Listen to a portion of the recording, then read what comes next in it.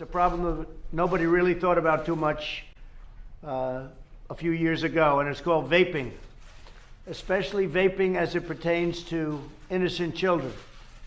And they're coming home and they're saying, "Mom, I want to vape." And the parents don't know too much about it, and nobody knows too much about it, but they do know it's causing a lot of problems. And we're going to have to do something about it. One of the words and one of the reasons we're meeting today is to let you know that it's out there. And we want to have parents understand that we're studying it very carefully. It's, again, very new and potentially very bad. There have been deaths and there have been a lot of other problems. People think it's an easy solution to cigarettes, but it's turned out that it has its own difficulties.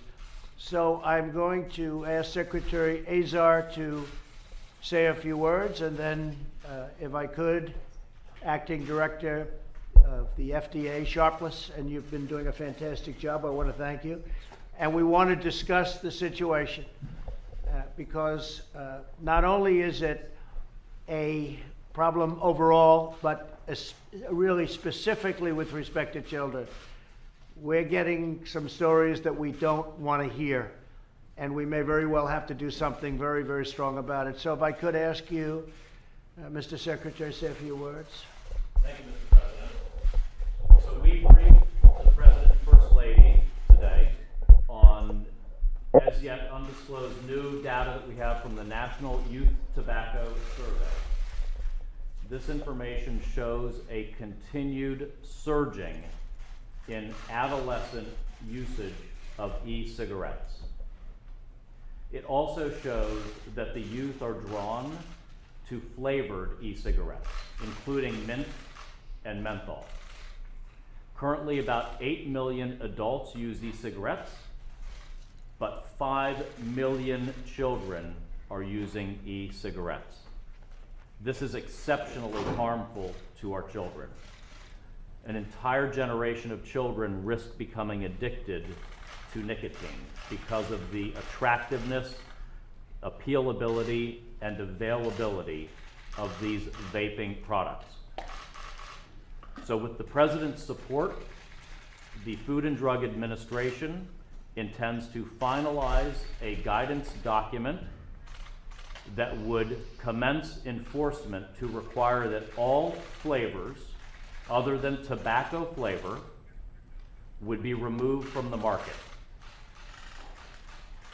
This would include mint and menthol flavoring, as well as candy flavors, bubblegum flavor, fruit flavor, alcohol flavor. You get the drift. So once the FDA would finalize this guidance, we would begin enforcement actions to remove all such products from the marketplace. We would allow tobacco flavoring to remain subject to their filing, the manufacturers of the tobacco flavored e-cigarette products filing for pre-market tobacco approval with the Food and Drug Administration to assure that the availability of their product is consistent with the public health under the standards set by the Tobacco Control Act. Any of the other products which would be removed from the market would be able to apply under the similar regulatory pathway for approval, but have to meet that standard. But I want to caution that with the President's support, while we would allow the tobacco-flavored e-cigarettes to remain on the market to be available for adults who are seeking to stop the use of combustible tobacco, if we find that children are being attracted to tobacco-flavored e-cigarettes, if we find that manufacturers are marketing the tobacco-flavored e-cigarettes to children or placing them in settings where they get them, we will take enforcement action there also. Let me turn it over to Dr. Ned Sharpless, the Acting Commissioner of the Food and Drug Administration, for any additional details or comments that you would have. Thank you, Secretary. The data gathered by the CDC and the FDA are as the Secretary described. It shows a very concerning and alarming trend of use by children of flavored e-cigarette products. The President is directing the FDA to take decisive action against this problem and to finalize our plans that we have been working on. This would have the effect, as the Secretary mentioned, of severely curtailing access to flavored e-cigarette products, which we believe drive childhood use, and will help us get a handle on this alarming and concerning trend.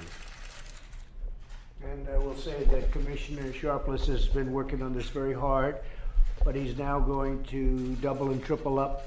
We're looking at very strong rules and regulations. We already have laws as we need them, but we want to get to the bottom of a very unusual situation. It's so new and it's become so big, so fast, and it could be a potential very severe problem.